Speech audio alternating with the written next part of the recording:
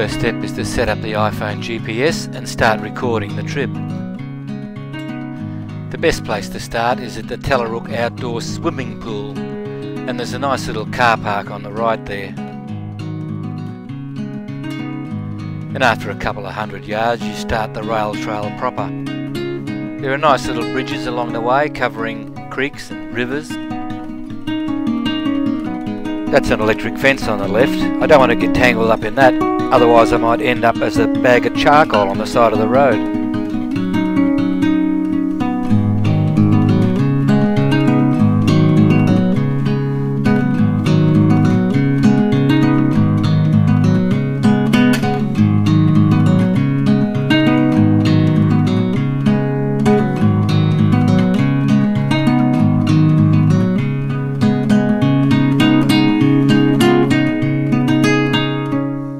Time for a well-earned rest. Now entering the little town of Yea. I've never been here before, so it's quite an experience exploring.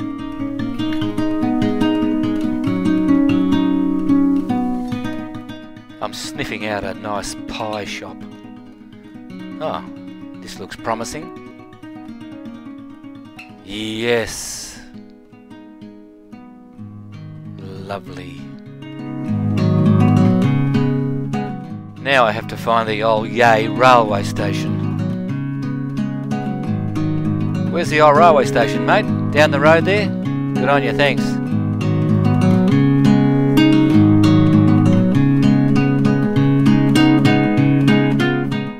And a nice old building it is too. Well, that marks the end of my first stage destination. A week has passed and I'm back at Yea railway station to complete the second stage of the journey from Yea to Alexandra, and it's here that I realise that I forgot my wallet and I have no money with me at all, nothing to buy food with, so I'm just going to have to burn up fat, and I had no breakfast.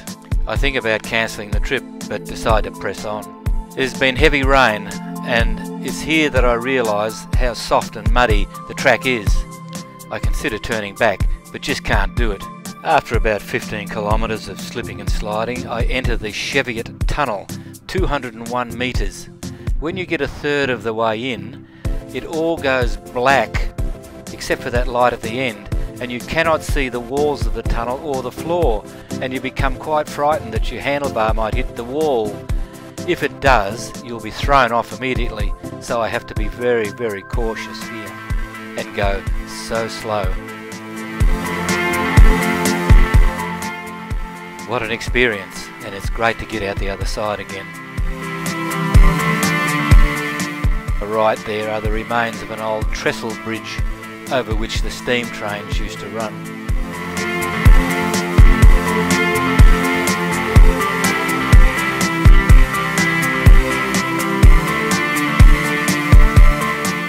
And then a devastating blow, I get a puncture, but I manage to fix it and press on.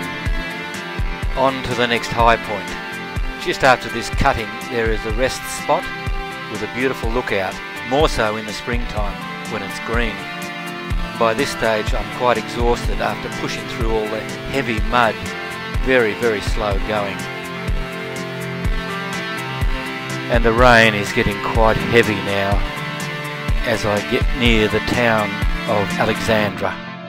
At this point I decide not to go into the township itself, lest I smell the beautiful aroma of food and am tempted to go through the rubbish bins on the side of the road, looking for scraps like a hobo. So I decide to stop at the old Alexandra railway station, which has been turned into an interesting museum.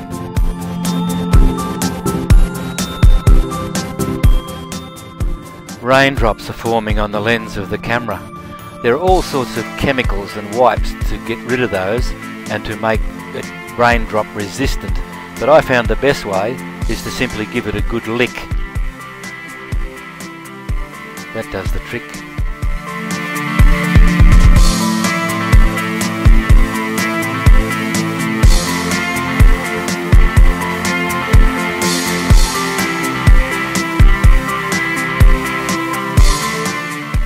I really like this old railway station. There are plenty of boys' toys around, and it provides me with great shelter during the rain. The camera needs another good lick.